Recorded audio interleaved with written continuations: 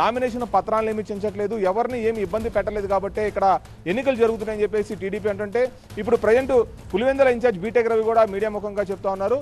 మా కార్యకర్తను వేల్పుల రాము అనే వ్యక్తి కులంతో దూషించారు కాబట్టే అక్కడ గొడవ జరిగింది, అందువల్లే అక్కడ దానికి దాడి జరిగింది తప్ప వీళ్ళు కూడా రెచ్చగొట్టే ప్రయత్నం చేశారు. వైసీపీ కార్యకర్తలు కూడా టీడీపీ వాళ్ళని రెచ్చగొట్టే ప్రయత్నం చేశారని టీడీపీ నేత బీటెక్ రవి కూడా చెప్తున్న పరిస్థితి. అయితే దీనికి వైసీపీ కౌంటర్గా అక్కడ మా వాళ్ళు వెళ్ళింది 3 లేదా 4 నేతలు వెళ్ళారు, ఒక 4 వెహికల్స్లో వెళ్ళారు, అంతమంది లేరు మా వాళ్ళు. దాదాపు అక్కడ 200 మంది పైచిలకు వచ్చి ఒక్కసారిగా రాడ్లు కర్రలు సుత్తులతో దాడి చేయడం వల్లే ఇంత భారీగా గాయాలు జరిగాయని చెప్పేసి ఇటు వైసీపీ చెప్తున్న నేపథ్యంలో పులివెందుల జెడ్పీటీసీ స్థానానికి జరుగుతున్న ఈ ఎన్నిక చాలా రసవత్రంగా సాగుతోంది.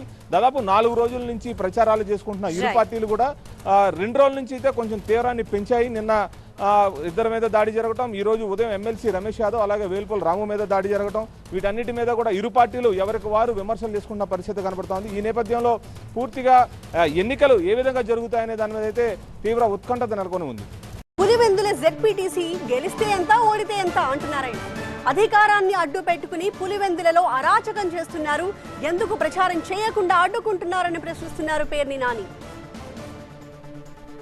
అంత సత్తా ఉన్నోళ్ళు అయితే ఫ్రీగా ఎలక్షన్ జరపనండి, ఫ్రీగా ఎలక్షన్ జరపకుండా ప్రచారం చేయనివ్వకుండా తలకాయలు పగలు కొట్టి కాళ్ళు చేతులు ఎరగొట్టి మా కత్తులతో పొడిచి బైండ్ ఓవర్లు చేసి పోలీసులతో బెదిరించి ఇదంతా ఎందుకు? నిజంగా మీకు చావు ఉంటే ఫెయిర్ ఎలక్షన్ చేసి గెలిచి అప్పుడు చూపించండి మీకు రిటర్న్ గిఫ్టా బటన్ గిఫ్ట్ ఏంటి అనేది. అధికారం చేతిలో ఉండి కన్ను మిన్ను కానకుండా ఇష్టం వచ్చినట్టు అడ్డంగా రాష్ట్రాన్ని దోచుకుంటూ ఏ సంపదని వదలకుండా ఆఖరికి ప్రజల ఆస్తులను కూడా దోచుకుంటూ ఇవాళ ఈ ఎన్నికల్ని ఇలా రౌడీల కబందాస్తాల్లో పెట్టుకుని పోలీసులను తొత్తులుగా చేసి ఈ ఎలక్షన్ గెలిస్తే అంత, మీరు గెలిస్తే అంత, గెలవపోతే అంత. దాని బదులు ఇంటి వెనకాలకి వెళ్ళి సావటం బెటర్ మీరు ఈ ఎలక్షన్ గెలిచే కంటే. ఎమ్మెల్సీ రమేష్ యాదవ్ పై దాడికి నిరసనగా ర్యాలీ చేశారు. ర్యాలీలో ఎంపీ అవినాష్ రెడ్డి పాల్గొన్నారు. వైసీపీ ఆఫీస్ నుంచి డీఎస్పీ ఆఫీస్ వరకు ర్యాలీ కొనసాగింది.